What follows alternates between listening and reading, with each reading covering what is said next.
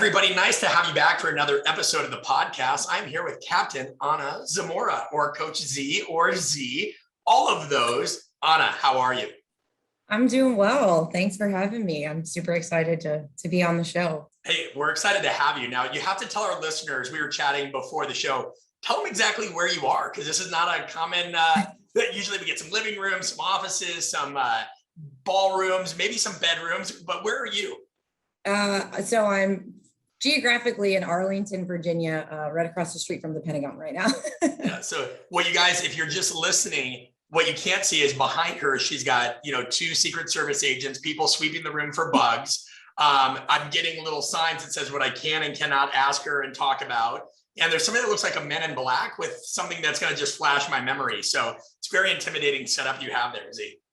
Great. I'm glad it's doing its part. So well done, gentlemen. Well done. Listen, so you have a incredibly diverse background. You have an even more interesting kind of day-to-day and profession. We're going to talk to you about a lot of things. How you cut through red tape, how you're navigating your current role and responsibilities, how you build buy-in. But I mean, you've done a lot. You grew up and went to school in Dayton, Ohio. You worked at US Bank for your first job. You joined the military. You've been a part of active duty. Again, you're Captain Anna Zamora. You spent a year at Yale. You were a GA at UConn. What is the impetus of this? Like, what was the inciting incident that started this entire journey of you doing what you do now? Help us make sense of you, for lack of a better question. Yeah, for sure. I love the way you phrased that, because man, if I could make sense of myself, that would be even better. So let's talk this through. It's wild when I hear those, like when I hear everything kind of put together, sometimes I still forget or have to realize, everything I've done. I mean, honestly, it's kind of a unique story in the sense that, like you said, I come from a small area in Ohio. My parents are, first generation Latinos. So I think that played a big role in kind of where I came from and how I got into this space. Like you said, I worked in a bank for almost 6 years. I speak Spanish, so I was able to kind of put myself in that market. I didn't go to college right out of high school. And, at that point in time, like I could afford to live on my own with what a bank was paying me. Actually worked my way up from a teller to a branch manager before I was even old enough to drink. So wow. I was the only person at the Christmas parties with like a seltzer because I wasn't even old enough to have a cocktail. But I mean, honestly, it's one of those kind of like right time, right places situation that kind of picked up after the bank. I was fortunate enough to kind of cross paths with some individuals that worked in college athletics. And through getting to know them, and then my best friend, Ashley Bieber, who's also a strength coach, caveat, we've been best friends since we were 10 years old and we both went into the same industry. So she's currently the women's basketball strength coach at Alabama. Okay. So anyway, I have a ton to offer, thank her for, but essentially just crossing paths with those individuals and finding out what strength and conditioning was. And I had no idea that world even existed until I was like in my early 20s. And then some things, life events took place and I was sitting at my desk at the bank and I'm like, what am I doing? Honestly, like, not that I wasn't happy, but I was like, is this really what I want the rest of my life to be? And my dad was in the military. So, I sat down, did a little bit of research and I was like, I want to go to school and I need money to do that. So, honestly, my journey into the military started with education. I needed a way to pay for college and I wanted to go back to school and be the first in my family to do that. So I put together all of the research that I could and realized that the Army National Guard had the best benefits for education and that I could still have a civilian job and a career. So that was like what was most captivating for me, because if I tried to go active duty at that point in my life, I would be doing the same old, like, full-time gig, trying to go to school type of situation. But anyway, so at that moment, I put in my 30-day notice at the bank. I cashed out, I think I had $4,000 in my 401k and shipped off to basic training 30 days later. That is, so, yeah. When you think of this, and the reason I love this, and I don't mean to interrupt so far, but like everybody listening can relate to this, like a multifaceted journey of some respect, right? Maybe not as many moves and shifts as you, but in their own right, everybody's life changes themes and the story changes a little bit. And sometimes we don't always recognize what those themes are. We don't realize like, well, okay, well, Anna, what made you do this? And then seek that out. And now when you look back at it, like, do the shifts and decisions you made make more sense to you now that you know yourself a little bit more? Like, who just all of a sudden decides to be able to do what you did, and then, yeah, I'm going to ship out 30 days later? I mean, are you a fairly risk averse person? Are you somebody that just likes throwing yourself into unique situations? I mean, I am. And I think that, like you literally hit it on the head. At that moment, during that time in my life, I don't think I was conscious of it. I definitely looking back, right, and telling these stories and realizing, yes, that is a huge part of my personality. And even just having like conversations with people, again, it's something I take for granted. Sometimes I think not everyone's like that. But I think that if I wasn't like that, I don't think I would 100% not be, where I'm at today, because there, were plenty of times where they were like, hey, do you want to take this job? Hey, do you want to move here? And, even with that 30-day window up until this job I took now was the most time I actually had to process a life-changing decision in regards to a career and, life move, especially like, in the college athletic world, they're like, hey, can you start in 3 days? Sure. And we're not going to pay for your move. And right, no doubt. Yeah. I was actually going to say that next. I packed up whatever I could in the Camry and we're on our way to Connecticut or North Carolina or whatever. So I know it's wild to think about, but a huge part of what I attribute my success to in my career and being so diverse is because sometimes you just say, screw it, and you're like, here we go. Yeah, no, without question. And leading into that, there's a lot I want to ask you about your current role and everything that you've done and continue to do with the military and being a project officer for the state of Illinois. But I want to ask something a little bit more basic than that at first. And it ties into what we just talked about with you taking a leap and being fairly risk averse and wanting to learn more about yourself. And feel free to take a moment, because I know that this is a question that probably isn't commonly asked. You're in a role where you have to convince people that there's a better way, or at least an alternative way. And we're going to get into this in this episode. How do you do that when people are really stingy and stodgy? But what I want to know is, when you need to be convinced of something, when Anna does, right? Captain Zamora needs to be convinced of something. What are some things that work with you? And to help that make sense, right? Like, we teach a lot of things at Art of Coaching, different influence tactics, ethical influence tactics, right? We all know that there's some people that they're more moved by data and logic. There are other people that it's more kind of a coalition tactic. They're going to follow kind of social proof. Who else is doing it? If a group of people come to them and convince them, they're more likely to do it. There's other people that the needle can be moved by guilt. Guilt or just kind of like, please, can you help me, some kind of personal appeal. What moves the needle if I need to convince you of something for you? Wow. Yeah, that's a great question. And I don't think I've, you get asked that question maybe in different ways, like what motivates you, but like, I really do like this question. And it's interesting because I'm definitely not a data person. I can tell you that right now. And like you said, as we, progress in the conversation, I've had to work on that because that's a huge part of who my audience is. But honestly, like when it comes to what I need personally, I rely heavily on my support system. So like verbal confirmation and honestly challenge. If, just being completely honest, like if I see something in front of me, typically I'm going to talk it through. Like I said, Ashley's my best friend, and, I have a pretty solid small group of individuals I really trust and lean on to give me that, like, sometimes harsh, but, true feedback.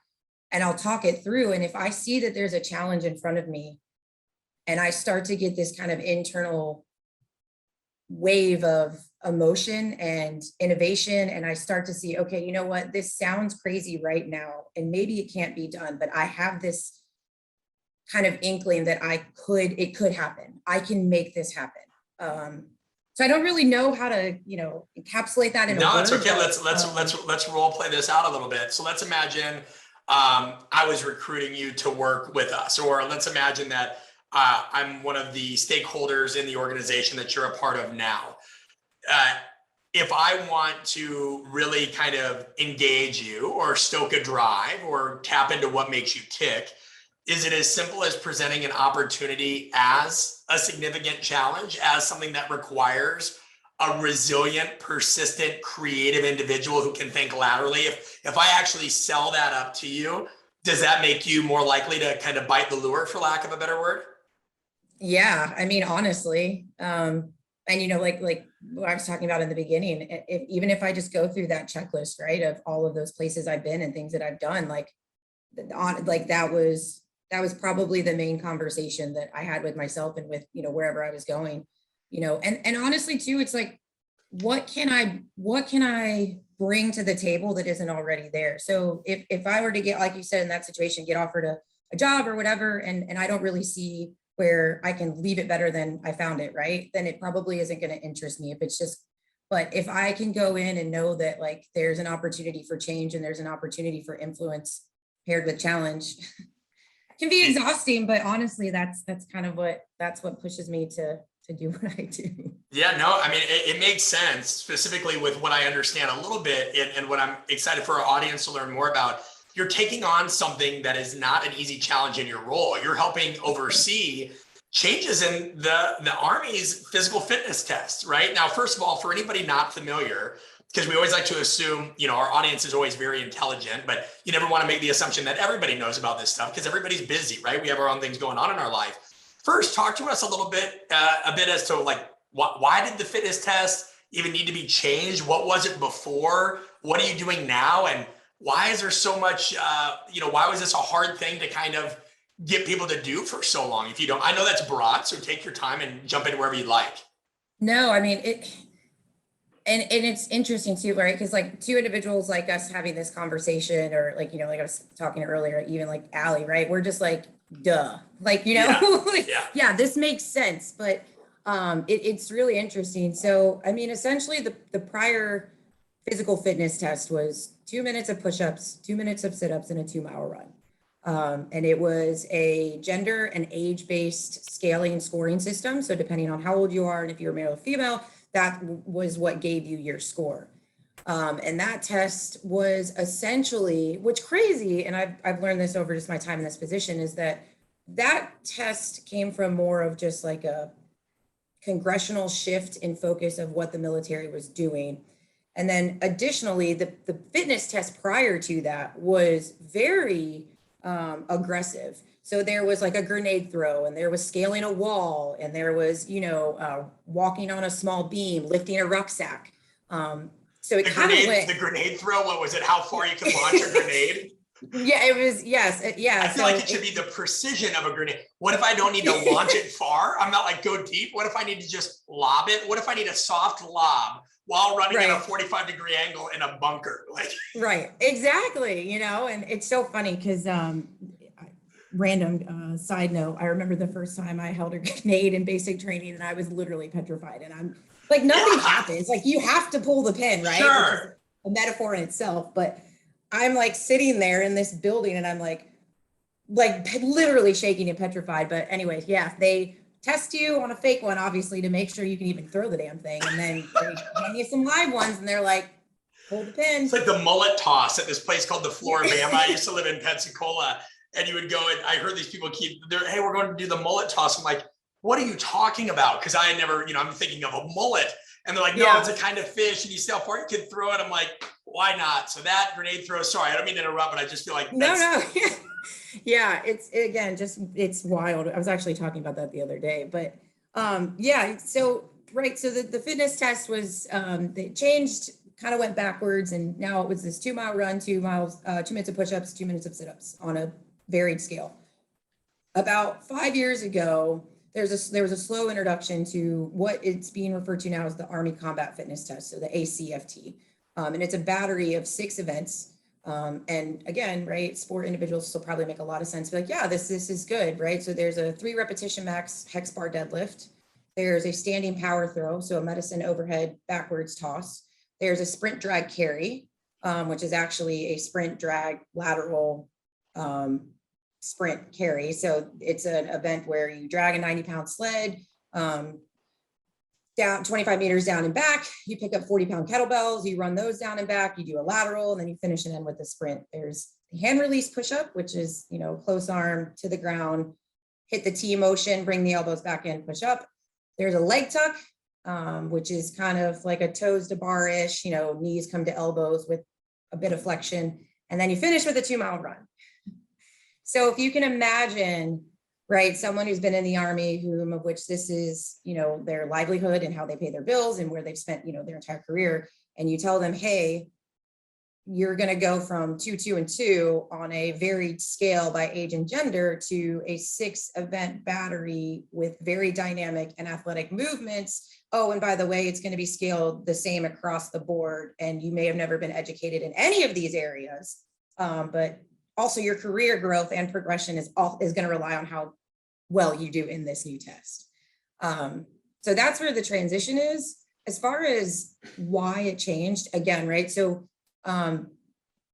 the blunt answer is money. That's always a huge piece of it, right? Yeah, right. So the Army started realizing how many soldiers they were discharging and or retiring that were, musculoskeletal injuries, long-term injuries, chronic injuries that we're still having to be paid for, which I know that sounds kind of harsh, but it's the reality of where all this research started. Like, why are we spending so much money on soldiers when they're not even in the military anymore? It's human capital, though. I mean, you're losing one of your most valuable assets because of a lack of specificity and readiness. Like you think of how much we invest in this and how much it impacts our world, and we're gauging it on push-ups, sit-ups and a 2-mile run. It makes complete asset management 101. You were in the banking industry.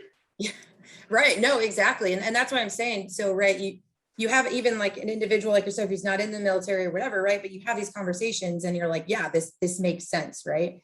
And to take it one step further, my job also includes, so the Army did an entire shift of how it approaches soldier care. So they developed this system called H2F, which is holistic health and fitness, which the ACFT falls under. And I'm going to go, stop me if I go into Army. You're fine. Yeah, the acronyms run wild in the Army. So, so essentially the H2F model, the analogy I always make, because, I came from the college setting, the college athletic setting is right. Like back in the day, you would pick, the former football player or the gym bro, and you're like, hey, you're a strength coach, go work out these, fencers or dancers. And they'd be like, cool, arm farm every day, which nothing wrong. That probably wasn't the best approach, but it was the same in the Army. They're like, hey, you look fit, go run fitness. Yeah. But as the collegiate setting, right, and the professional setting started to recognize is like a student athlete or professional athlete is more than just fitness, right? Where is their mental health? Like, how are they doing in classes? Like, what does their family life look like? Like, what are they eating? Right. So then we started building these high performance models where it's no longer strength and conditioning, it's high performance, or it's human performance optimization or whatever. And now we got, RDs and PTs and sports psychologists and tutors and whatnot. So I say all that to say that the Army is attempting to embrace that model. And so H2F is the system that they're doing that under, and it's 5 pillars. It's, mental wellness, it's sleep readiness, it's nutrition, it's physical fitness, and it's spiritual. So I think that the Army was recognizing that we came out of, or are coming out of this long, like the longest war in history, right? With a huge change in just general population culture, right? And huge innovations in so many parts of what we do as humans and people. And the Army was starting to reflect that, but the Army wasn't changing. Well, and one thing I can relate to, and I appreciate your depth of this, and there's definitely a follow-up question, but it reminds me of, I worked for an organization at one point in time before the UFC had put together their whole institute. And there's some great people running that now that have absolutely blown what I'm about to tell you out of the water. But at one point in time before that, the UFC was having a real big issue with injuries. And so they had contracted the organization that I'd worked for, and we were trying to come up with something a little bit more holistic to say, hey, like a lot of these fighters, and you have a fighting background, which we're going to nerd out about for sure, especially because this weekend there's a big fight. And I never get to talk boxing with people, so I appreciate that about you. But, the fighters of all kinds, whether we looked at combat sports, they kind of trained in an archaic manner. So long story short, I was tasked with like, well, hey, what's a profile we could figure out here? There wasn't a ton of research on it like there is now. And we looked at, okay, what's mindset? We didn't want that to be an ambiguous term. So we had different tests for coping and focus and resilience and driver motivation. Then we had a nutrition category that's like, how well do they handle hydration, performance fueling, fuel timing, fuel quality? And I won't nerd out about what comprise these things. That can be another episode. And then movement was like movement efficiency, your strength, your total body power, your fitness, recovery, so on and so forth. So I remember even just putting together, kind of this strength eval based on what we had, and we had to keep it simple and had a lot of constraints. And, there were all these suggestions coming out of left field. Oh, we'll do a bench press. Oh, do this. Well, I'm like, no, time out. We have to look at even how they express power. And you talked about with the military's or the Army's new test, right? You have the med ball throw and different derivations. Well, we looked at, okay, a rotational kind of med ball shot put. We looked at a counter movement jump, a non-counter movement jump, lateral hops right, lateral hops left. Then trap bar deadlift. We couldn't do squat because there were so many fighters that had messed up hips, messed up ankles. You were going to get skewed data, bench press, push-ups, pull-ups. But there's so much to this, right? Because even though those things don't matter that much unless you have some kind of movement efficiency, and every industry, every field, everything's going to be different. But the point that you're making is salient that both the UFC learned that they were losing money because fights had to get canceled because people were doing stuff that they shouldn't.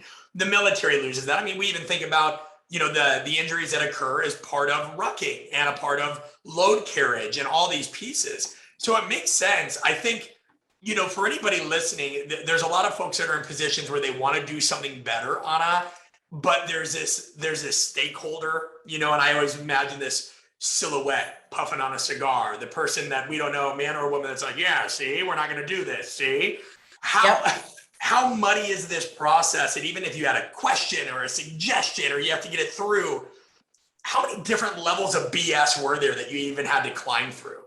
Oh my gosh. I mean, I'm to be, again, brash. I'm still climbing through them. And it's so funny that you even you explain your silhouette person. Cause for me, it's always like the guy behind the curtain, right? Or like the wizard. Power broker. Who the hell, who's the wizard? Who's running this, But I mean, I'm still fighting those fights because the thing about the Guard, right? So we are all the Army, but the Army is comprised of active duty, National Guard, and Reserve.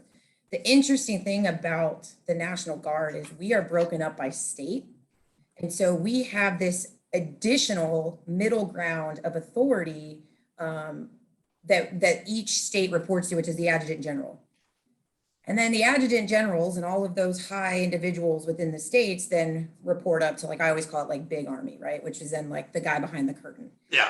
So not only are we trying to get 54, because there's 54 states and territories, a magnitude of Army senior leaders, but then we have to get the buy-in from them, and then they have to provide additional buy-in and support to take it to the next level of what I call Big Army. So, and I say that to say that I'm still fighting that fight right now, because what's happening is active duty component is a very cookie cutter. It's like what H2F and ACFT look like at Fort Jackson is what it has to look like at Fort Eustis, at Fort Hood. So they're like, here, this is what you get. This is how you're going to roll this program out. For the Guard, it's not like that. We have 54 different problem sets. We have 54 different geographical setups and, military sizes. And like you said, stakeholders and individuals involved. Alaska, I was on a call with them. They're trying to figure out how they're going to move equipment because they have certain training installations that can only be accessed via Blackhawk. Huh. They're like, so how am I going to get my training equipment out there when I have to put everything either on a boat or a helicopter to get it where it needs to go? So anyway, the Army is recognizing we're going to have to give the Guard some leeway. So right now, the National Guard is serving, in my opinion, as the innovation hub for creating the change that needs to happen within health and wellness, because we have, like I said, 54 different problem sets and a ton of individuals with so many different skill sets to bring to the table. And it's been wild. It's been such a great progress, but yeah, to say the least, we're still going. We're still trying to find that man in the curtain and get some buy-in, because we're not getting the financial support.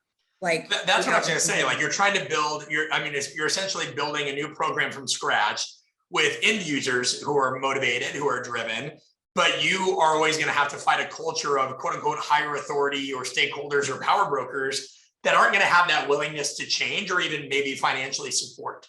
And I think I mean, am I accurately describing that?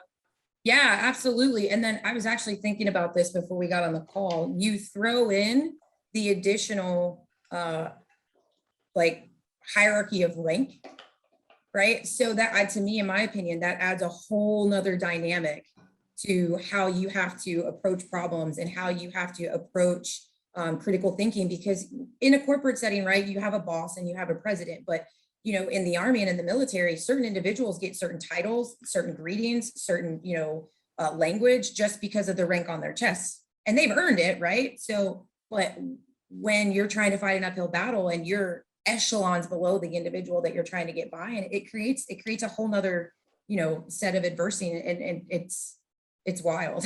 So talk to me about this, because you'll be helping our audience. Like, I want to know a little bit about like how you've approached that, even the failures, right? I think people always feel so much stress to give like somebody an example of like, well, this is how I've succeeded. I think people learn just as much, if not more, as to like what not to do. You know, for example, you know, one thing that we teach is power dynamics, and we try to help people understand that everybody, and you alluded to this so well, Anna, there it's hierarchical, right? And a rank affords you different aspects of power. That's what's called legitimate power. What is your title? But there are certain people that are able to kind of get things moved and maneuver because they have high referent power. They're very likable people. And we always try to say, well, different kinds of power allow you to use different kinds of tactics. So let's say, for example, I'm a boss at a company, and so I have what's called reward power. I can use certain tactics like incentives to exchange, say, hey, Anna, if you want this, great, I can give you that in return. And that works because if I'm in this position, I have reward power. Or it could be if there's rules, policies, and procedures, and you follow those, okay, here's a reward. If you don't, you're right, there's a lack of that. Reward power can also be pressure. I think about a friend of mine who's a lawyer, and they've got to be able to get a certain amount of billable hours for their firm. If they don't, there's a consequence. And if they do, there's a reward. And so, you know, we always try to help our audience, because sometimes they can feel helpless or like, there's just no point. I'm beat down. I don't have the title. I don't have the authority. I don't have and we're like, no, it's not that. There's this roadmap of understanding. And so I guess to consolidate that question of me asking what works and what hasn't worked is, you know, anything you can share in that regard of being like, all right, here's how I approach this stuff at first. And then here's ultimately kind of what I've realized right now. Is there anything that you could kind of share to that point of just personal stories or anything? Yeah, absolutely. So honestly, I would say that's probably one of the biggest areas I've had to personally grow and sit down and be like, all right, Anna, get yourself together. Because for me, like this is a huge passion project for me, right? And I'm a very emotional person. And I carry that in everything I do, work included. And the military isn't exactly the right setting for that. You know, military bearing for a reason. So I'll definitely say, like, when I first came into this position, it was like, you know, guns a-blazing, knocking down doors, you know, slinging whatever I could. Culture change. Exactly. 100%. And I'm like, why don't you want to do this? You don't care? You don't care about soldiers? Is that what you're telling me? And I was very abrasive and aggressive, to say the least. And I think what I learned through the process is, like you said, you have to understand, fortunately and unfortunately, right, what's in it for the stakeholders, yeah, and what language do they speak. You know, I was having this conversation with one of the project officers I look up to so much. He's out of Wisconsin, and he does a lot of work in motivational interviewing and professional development. And he was like, Z, you got to figure out their language, right? And then you got to be able to hone in all that emotion and all that passion and make it work for them. You have to understand what is important to them, what they want out of this, and then how can you depict that? So kind of what I said in the beginning, right, was trying to wrap my head around data. The senior leaders in the Army want to see data. They want to see return on investment, and they want to know that their money is not going to be quote unquote wasted. And that's still a struggle for me, because every time I hear a senior leader say that, I'm like, okay, so we invest in humanity, you know, human projects, right? We provide soldiers with care and behavioral health. And then like, I don't understand how that's not enough for you. So I've had to sit myself down and really get into the science, right? Into the nitty gritty and the analytics of like, how can I prove human and soldier growth, right? Outside of physical fitness. To me, that's the low hanging fruit. That's very, quantifiable. It's easy to measure. So how can I cultivate, specific data that's going to engage conversation and get that light bulb to click for senior leaders to be like, oh, hey, there is something here. And like I said, the biggest part for me was just kind of understanding my audience, making concise decisions based off of their language, regardless to if it was my language that I speak. And I think that's something that I'm still trying to work on. Yeah, well, it's really well laid out. I mean, I think you're, out of all of our guests, you're somebody that is perhaps most attuned to that. And that's something that we talked about. Of course, we're biased. Like we talked about at Art of Coaching, an approach being to building buy-in is research, relate, reframe. Research being learn their language, understand what makes them tick, all these things. Relate is, okay, now I've got to be able to meet them where they're at. I've got to disclose some things. I've got to be able to speak that language. I've got to adopt that to meet that use case. And then reframe. Now you can paint that whole picture of the future. Because like, it's funny, people don't change for a wide variety of reasons. You think of the military, there's tradition, right? Like that's a home and hearth. Then there's what we talk about like is suppression. They can feel threatened. People that are traditionalists can feel threatened by a lot of things. And that's why they love data to a degree is, let's say you provide that data and that data gives them a security blanket, but things don't go right. Well, there's so many different levels hierarchically to that military and even in the government structure, like they just want to be able to show, well, hey, we have the data. So right. you can't just burn me for this because the data showed that. And that's what's funny is sometimes they won't even analyze the data closely. It's like, do we just have numbers so I don't become a scapegoat? We can actually say if I'm in front of absolutely yes. And yes. Have you been in my meetings? I've been in life. And I think that there are always some things that you and I can both share on air and off air. There's some things I'll never be able to share that gave me a doctorate in Power Dynamics 101, right? And I think we all have that in our life. I just think that it's not conversations we have enough. But no, I mean, my wife and I met when I was working with the military a lot. We were trying to, we were part of another organization working on, you said acronyms, right? POTFF, Preservation of the Force and Family. And there's always these initiatives coming through, just like there is at any macro governmental level. And I just think it's fascinating because like you, I'd always wonder, like, what's the obsession with data? What's the obsession with this beyond the obvious? We know numbers are important. And then there is, oh, this is so that if a higher up gets burned, there's something that they can point to. And in a way, it's kind of like boxing, right? Just to like, not completely shift gears, but to bring that in. Learning their language is kind of like why we feint and why we throw certain like, all right, what are you doing? You take some shots. Everybody thinks the beginning of a boxing match is really boring or, oh, boxing's not as cool as MMA.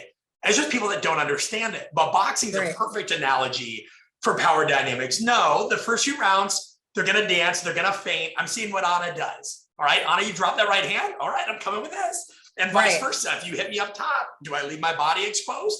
And we always try to cover those bases and read the room or read the ring and have some kind of generalmanship. And so I think it's interesting when you say these things, what kind of, what else do you see aside from their desire of data and this hierarchical recognition? What is something maybe that wasn't as obvious or that you were surprised by that helped you? For example, we helped one woman that was in the Navy or worked in a naval base. She had trouble getting buy-in from a data standpoint.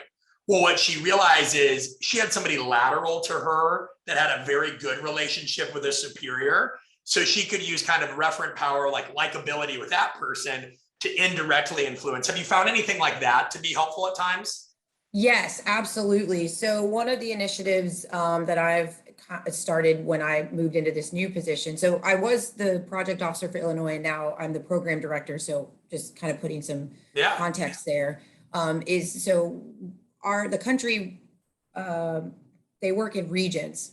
And so what I've done is I've created regional leads. So we would do meetings as regions, right? But it would be like all 7 states, all 12 states. but I was like, threw out an email, this just happened last week. And I'm like, hey, looking for, pull in the volunteer. I'm not going to tell anyone, right? I want to Sure. see who wants to step up. But anyway, yeah, so we developed some regional leads. And when I was at the state level, that's 100% what I did is so like I said, I spoke to the individual in Wisconsin, and he has a program and he has a relationship with his state leadership and he has a relationship with his governor. And then when I moved into this position, I was like, we are getting you and we are taking you everywhere. So we've been able to move him just from his schoolhouse in Wisconsin we brought him here to the National Guard headquarters, where he put on a senior leaders course around behavior change. It's motivational interviewing and behavioral model change. And then I took those individuals, they're like middle grade decision makers, right? And put them in that course. And I was like, it was a little bit of like the aggressive shock and awe, but with a purpose, right? Because the Army's really good at giving the lowest individual, like the Joe, the soldier, all the training, all the information, push, right?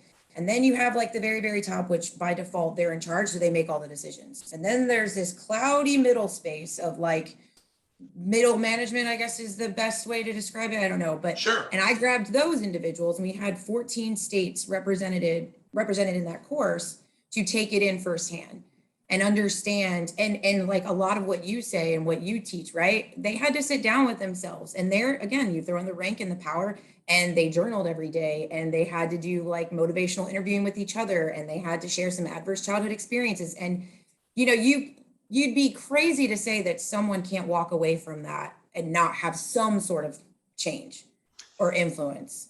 So, yeah, sorry. Yeah, keep going. No, I mean, the last thing I was just going to say is like to what you were saying is, yeah, like, so when something works or when someone has all those components, I kind of put them on blast. I'm like, hey man, like like I said, he's going out to 3 different states now. And I just try to like keep it positive, because I feel like too, not to rant, but no, you're fine. So many people want to take the negative route, right? Like I could sit here and bash those senior leaders, and I could sit here and, shun the states that aren't like stepping up their game. But I'm like, why would I do that when we have, so many others that are doing great things? And I've found a lot of success in that, in putting those people on pedestals. And that's a bad term, but I get it, just bringing spotlight, like, hey, you guys are doing great things, and it's working. And just kind of putting it in people's faces. Yeah, well, sometimes you have to do that. It's funny that a thought I had when you were talking right there, and it ties into what we mentioned with influence tactics and what you seem to be very astute at, is it's funny, most people, like you said, will take the negative route, or I find, and there's some congruence here, sometimes when people are trying to create change, it's the direct route too. So people always think, well, why is this not working? And the answer is, oh, it's always the other person, Well, yeah, it could be. But you have to also ask yourself, where am I the issue? And if you're somebody that does tend to take the negative route, or even the direct route of things, like you and I said, or like you said, you burst down the door, yeah, culture change. Well, I thought that too. Like when I was in collegiate strength and conditioning, I would always say, all right, if I took over this program, I'd kick down the doors, infuse it with energy and enthusiasm, and do this. And then you realize, no, what you do is you shut up, you listen, you see what is working, because not everything needs to be overhauled. But there is this tendency for people to try to beat down things with the direct route. If that doesn't work, they take the negative route. They never think laterally. They never think about, what are all these other, behind me, I think it's out of frame, or you can see it. I have that chessboard, and that chessboard is in my office to remind me there's always some other move to be made. There's always some other move to be made. Absolutely. But people are so impatient, especially, admittedly, people like us, people that are coaches and givers and driven by adversity, because there's this ever-ticking clock. You want to be useful. You want to make sure you created change, but sometimes that blocks us from being able to see, oh, yeah, I could maybe move that piece. Any examples in your life of tendencies where you'll do that? If somebody gets you off their game, like what is that bad habit that you have as a leader? Does that make sense? Or I can ask that more clearly. Yeah, no, it does. And gosh, it's, I don't remember who I was talking to recently, but I have just evolved as a coach and a leader so much. And a big part of that was having the ability to sit down with myself. And it's so easy to blame everyone else. It's so easy to project that. right? Like you said, I did that all the time as a coach. I'm like, it's the athletes, it's the environment, it's the schedule, it's the coach. Like, no, like, what am I doing? Sometimes I think, as a leader, I get really grandiose ideas. And sometimes I need a little reeling in.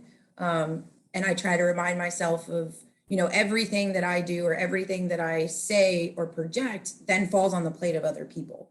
And especially being in this position that I'm in now, where I have, so many individuals underneath me, when I make a decision or when I decide to pursue something, I try to take a step back, which is something I've never done in my younger years, right? Like I said, there's a theme here. Trying to take that step back, trying to take a breath and then map it out, right? So if I make this decision, what does this look like? What's the first, the second, third order effects? What are the people down underneath me? And what are the people that are going to have to help push this through? What's going to fall on their plate? And is this really, like you said, the best route? And I think sometimes I need to get out of my own head, even though being an innovator, right, and being open-minded, I can very much so come back to bad habits and be like, look, this is the way, and this is what we're doing. So I try to, surround myself with diverse people. The staff that we've been able to put together, this program went from 2 individuals to 11 in the last 15 months. Man. Yeah. So I think just keeping diverse individuals in all areas, right? In background, in gender, in race is so important so that you can have those sounding boards and people can come back and be like, hey, Z, did you think about this? Well, no, actually I didn't. But yeah, just trying not to fall back into that bad habit of just my way is the right way. Yeah. Well, even within that, you talked about having a diverse sounding board. You can have the diverse soundboard. You can do, I love that you guys utilize motivational interviewing, but the question that I have next then is, how much do you use, if at all, things like role playing? And the reason I ask that is, we get asked a lot about motivational interviewing, and I try to tell people yes, it's great for learning how to ask deeper questions, more insightful questions, but obviously leadership is more than that. And sometimes people won't give you deeper answers. There's a self-reflection you find is increasingly hard for a lot of people, right? And there's also a time when people might give you advice, but you've got to model it up. You've got to model it up. Like, for example, you and I might role play a scenario, and I might be the stubborn stakeholder, the person right behind the curtain. And we might see, okay, this could go one of 4 ways. Let's say we did some scenario planning. You try this approach, it goes poorly, I get pissed. You try that approach, I'm intrigued, tell me more. You try that approach, it was almost too easy. Do I trust it? You try this approach, something else. So we learned something from that. Now, let's say we've done that. We'll also do some at our workshops where we flip it. So even though you're the person trying to, talk to the individual behind the curtain and get better at that, or the main obstacle, right? For anybody listening, whatever that obstacle is in your life. But then all of a sudden you play that role, let me try to convince you, and we did this recently in Boston.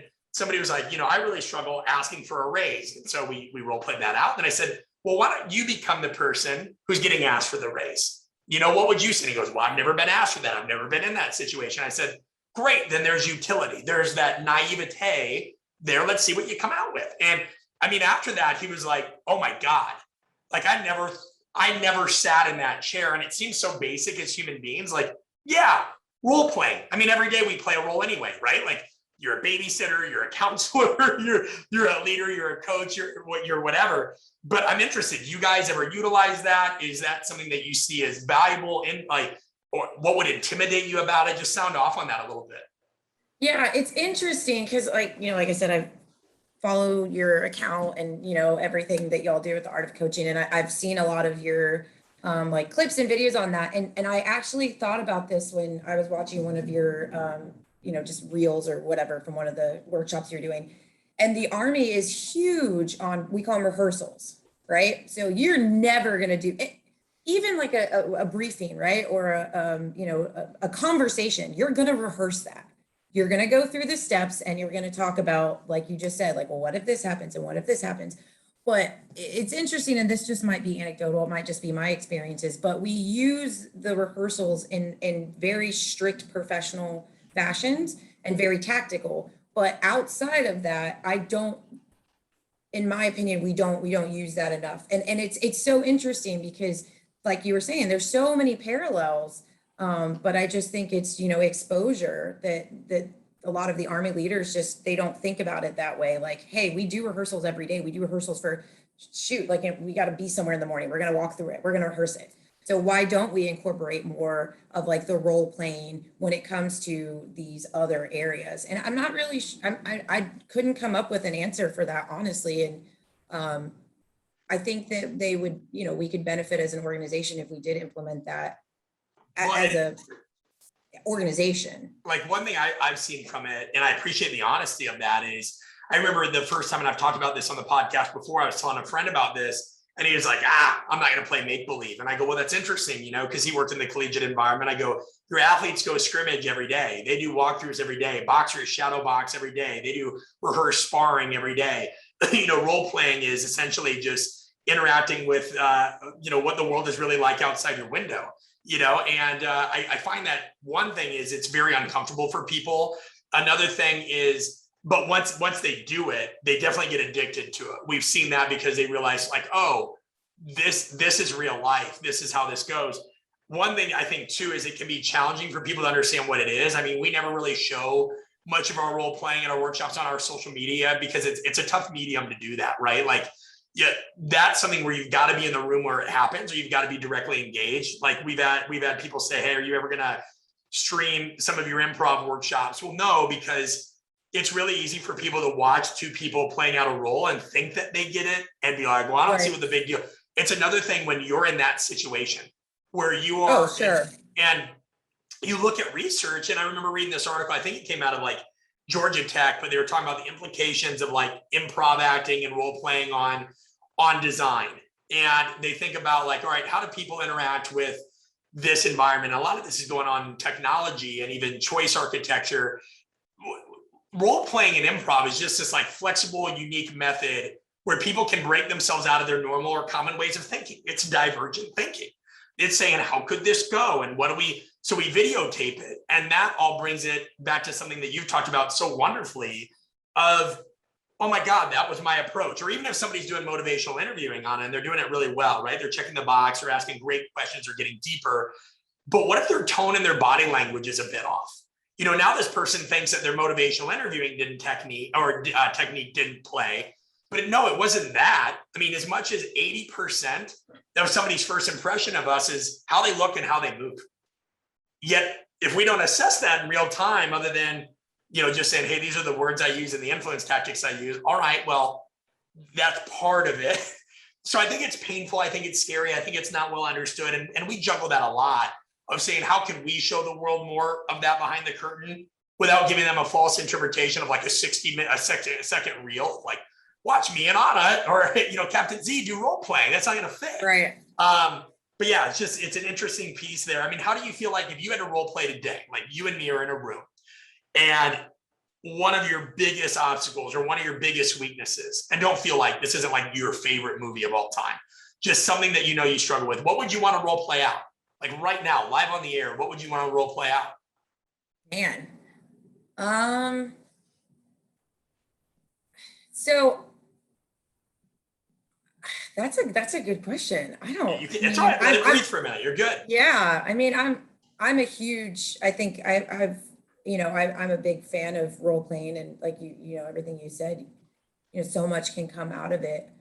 It's hard, isn't it? It's hard to think of and I want to also respect your privacy. So if you just want to come up with an everyday example, we can do that too. Yeah, no, I think, so for me, man, okay. So again, put a little out there. And for the individuals that do know me, they're probably get a big laugh out of this, but I have a huge chip on my shoulder. No way. I'm that I am, whatever, tackling every day. And so like, again, the theme, right? I think I would really like to role play again. Like, so I've worked with the mid-grade leaders. I haven't really had a genuine, like professional business meeting with like a true decision maker at the top. Like the Sergeant Major of the Army or, the director of the National Guard per se. I think I would honestly like to role play that out to succinctly and professionally express like what projects I'm working on and how we need their support. because like I was saying, you know, my passion can get the best of me. My military bearing can go a little off course. But I think like what you and I were talking about, right? Like, how can I speak? How can I be in their space? How can I use their language? And, you know, there's tons of differences between myself and those two individuals that I just named.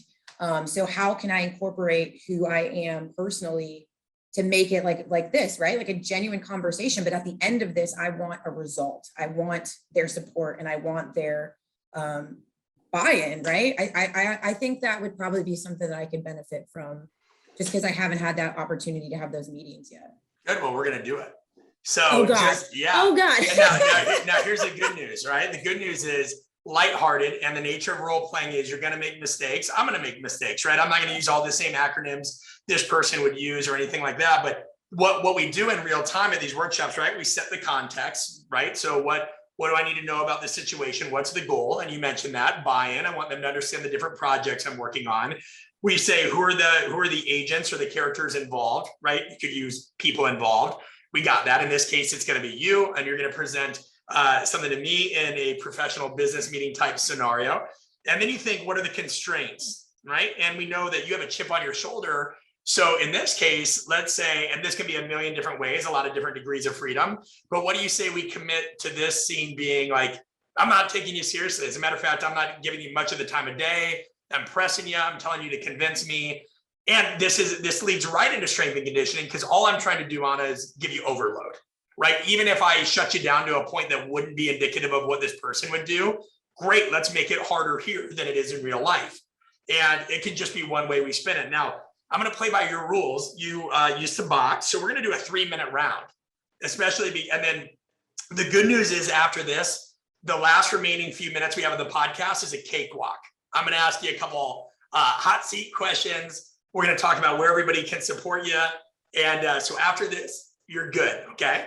But 3 minutes, and you're going to be able to come back and listen to this and be like, oh, I would have done this and I would have done that. and me too. And that's the value of it. And this is what we do all the time. We video this, we break it down. So we'll both struggle, but let's give it a go. Okay. Yeah. And for reference, a 3-minute round is long in the ring. That's like the longest 3 minutes of your life. Like no 3-minute training rounds, but at least my face isn't on the line here. So yeah, well, there you go. And we may not even finish the scene, but that's fine. Let's just take it for where it's at. All right. So I'll start. Captain Zamora, nice to see you. I hear you have an initiative you want to pitch to me.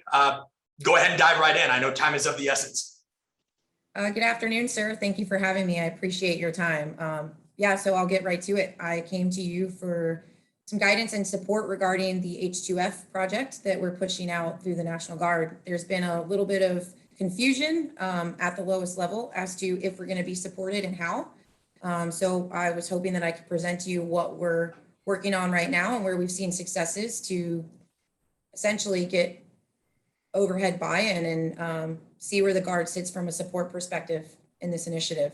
Yeah, of course. I mean, this is the first I've ever heard of confusion at that level. That alone kind of, I'll admit, I don't like when I hear that. I want to know a little bit more about that. I'd love to see some of the data you have to support either that claim or and everything else you're doing. I mean, you know me, we have to make decisions off a lot of KPIs, and we need to know where we're at with everything and have as much information as possible. So I'll let you take it over, and I'm looking forward to kind of hearing what you present. No, absolutely, sir. And I'm glad that you brought that up. So to just be completely honest, the confusion is that the states don't feel supported because of certain lack of funding and conversations that have taken place at conferences over the last 6 months or so. So that's where the states are feeling. But to jump to your point of information and data, we have 21 states of 54 right now that have projects in motion that are seeing a significant return on investment. And by that, I mean, they are internally funding them through their own state resources and seeing some positive impact in their amongst their ranks. With that being said, we've also been able to expand our H2F branch from 2 individuals to 11 over 5 different installations, which now gives the National Guard a footprint. And we are working with the TRADOC and individuals who work at the HQDA sector for decision making. So the National Guard now has a seat at that table to discuss guard equities, which wasn't happening before. And like I said, the 21 states are currently holding these programs that fit the mold for H2F, but they're doing it on their own. So they're feeling like they're not being supported because the National Guard hasn't been willing to set any limitations or guidance and provide any funding or resources so they can sustain these programs. Because right now they're doing it on their own and they don't have the ability to maintain these over time if we can't give them the resources that they need. So just so I'm clear on some things, and I appreciate you giving such detail, when you say they're doing it on their own, model that up for me. I understand you're saying they don't have the funding they want, but how many people are involved at the level of these 21 states? How many people are typically overseeing this program? And other than funding, what are some of the challenges? Because if you're saying money is just the issue, I have a hard time believing that, because we've thrown money at a lot of things in this organization and it doesn't necessarily fix it. So trying to get a better understanding of the day-to-day operations and how this is organized. Sure. So to start personnel, I don't know if that would fall under money, but like you said, the programs that are running, they're running minimally manned. And we're kind of robbing Peter to pay Paul. So if we need the individuals to run these programs, they have to sacrifice their time and money from somewhere else. So we have to pull them off annual training. We have to pull them from their monthly drilling to provide them the funds to execute the courses that they're running right now.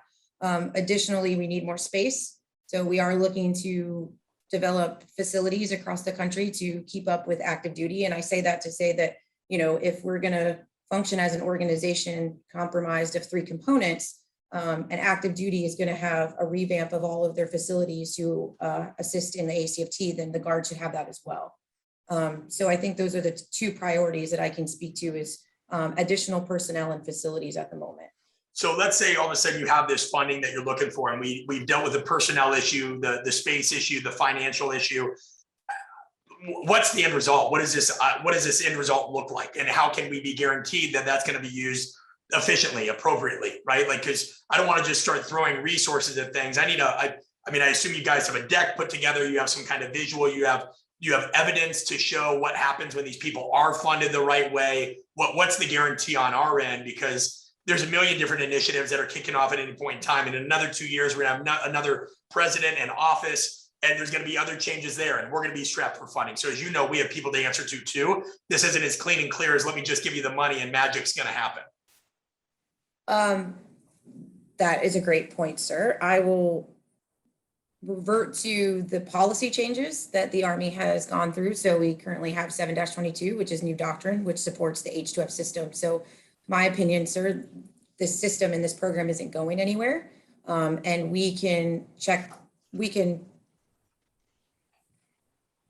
I struggle with this one. That's okay. Well, no, let's take a time out, right? And this is where I get caught up. I struggle with this a lot. So what's cool about that is, well, tell me how do you define this? Like, this is where I get caught, and then we'll talk about why that's a good thing. Well, I mean, you're actually, like, again, I'm starting to wonder if you follow me around at work, but you're saying a lot of the things that we consistently hear, right? Like, yeah, no, this is the Army. Like, we throw money at things all the time. And exactly like you said, like, how do I know this just isn't going to turn into something else? And then additionally, like, what can you guarantee me? And I don't have that right now. And again, like, my response is always like, okay, cool. So this is where I get all worked up, you know. We're trying to help soldiers. At the end of the day, if this fails, so what? We started a resiliency program. We provided access to mental health care. We give them nutritional advice. So again, even if this fails, all we've done now is create a support system for soldiers. Yeah. How is that bad? Right. But like, it's like the mistake we always make is assuming the other person cares and they listen. And that's what's so messy. Right. And so one, you did an awesome job, you know, and you're the first person to really like engage at that level. We don't do that with every guest. And so like, kudos to you for that. And the nice thing is, you know, what we'll do in these workshops, or like even now, right, you listen back to that, or you watch it, you see your body language. And on my end, there's so many ways I can play it, right? I can sit there and I tried nodding my head, right? You see me and I'm nodding my head, but you might have some people that they don't give you anything. They don't smile. They don't nod their head. They're frozen, and that can change it. Or, you know, so what we'll do is we'll say, okay, let's try to do that scene again. Let's do it a different way. Or what we call drop zone, the part where you're like, this is where I get stuck. Cool. We think of 4 alternatives. You and I sit there and we talk about, all right, what different ways we could strategize around that. And then we drop right back into that and we play those out. Because the only way you know how to get through that sticking point, again, just like strength and conditioning, if I'm weak at a certain point in the lift, we know that there's different kind of functional isometrics that we can do to get through that. We know that there's ways to overload that. So we say, let's work on that. But you have my mind spinning. These are problems we love to solve. We're going to have to nerd out more on this, but I just appreciate you playing the game a little bit. I'm anxious to hear what you think you would do differently when you listen back to this, or when you watch that video, or if any of you took our evaluation, right? And you're like, oh my God, what would I rank myself in this part of body language, this part of clarity, conciseness, use of metaphors, analogies. I want to hear you do this breakdown. So we need to keep in touch about this. Yeah, absolutely. I mean, my head's already going. I'm like, I'm too wordy. I can't ever get to the point fast enough. I talk with my hands. Yeah. So I'm already beating, I don't want to say beating myself up, but I'm already running through that in my head. but that's leadership, right? And the thing I'd tell you, like, and I'd love for you to come to as our guest anytime. Like, that's what we welcome at these clinics, is we welcome the opportunity. Like, we want people to be like, oh my God, there's so many things I did differently. I mean, I teach it and I look at myself and think of abhorrent things that I could do differently. And the point is not to make anybody a perfect communicator. The point is to make everybody more self-aware and adaptive, and understanding, hey, I've got to bake with the flour I have. There are certain tendencies you're going to have. There are certain tendencies I'm going to have. Great. Let's figure out how to leverage them, be more aware of them. So now that you did that, I just have like 3 soft toss questions for you, because you knocked them all out of the park. Sure. Okay. Soft toss questions. In our profession, we can have a hard time just being worthless, winding down, doing something that we can't turn into work, something that we can't turn into productivity. Tell me about something, if anything, that you've learned really helps you turn your brain off, that might be seen as unproductive to somebody else, but is massively restorative to you. Man, I'm still working on that, but so I picked up snowboarding last year, so a little later in life. But what I found about, which, I don't know if anybody would see that as, but what the part that I've enjoyed outside of just being active and learning something new was the serenity of the places you get to go when you snowboard. And I've never been to some of the places because I didn't do winter sports. So for example, like Vail, I've just found this unrealistic attachment to like the outdoors. And like, I was in Fort Polk, Louisiana for training in September, and I would go outside at night and I would literally just lay and I would just stare at the sky, at the stars. I've become obsessed with like just the outdoors and like all of those beautiful things that we always say are pretty, but we never really take the time to like truly like, holy shit, that's a mountain. Yeah. Like that is a big, like those are stars. I know I sound like a psycho, but honestly, I've just been trying to get outside and embrace like the little things that are just beyond like sometimes what we even are willing to understand or think about. No, I think that's a very clear answer, and I appreciate that. I'm glad that it's not something I don't think that's something that you would get all the time at all. This next one's a little bit abstract, and again, have fun with it. If you need a moment to think, that's totally acceptable. We all get a lot of emails every day, some that we tear open, some that we like put off for 2 to 3 days or maybe forever. What is an example of an email subject line that you are absolutely going to open?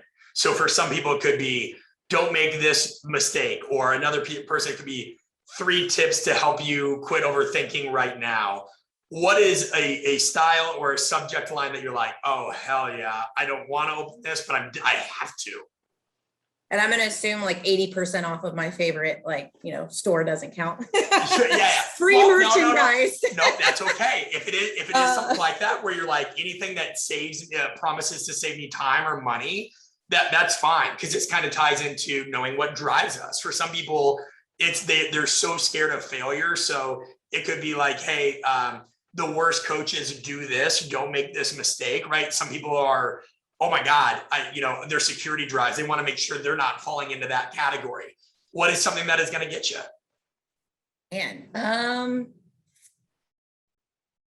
it's probably, again, coming from the strength and conditioning industry, and I kind of said this earlier, like physical fitness at this point where I'm at is kind of like my low hanging fruit.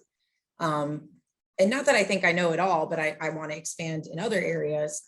And I think anything to do, any kind of catchy phrase when, like you said, like when it comes to human dynamic, right? Like understanding people or how to, anything that's got that human psychology component to it. So right like, now ways to know when you're the problem, how to move the needle when somebody else doesn't agree. Yes. Okay. Yes. Things that are strategic, and give you insight into somebody else's mind.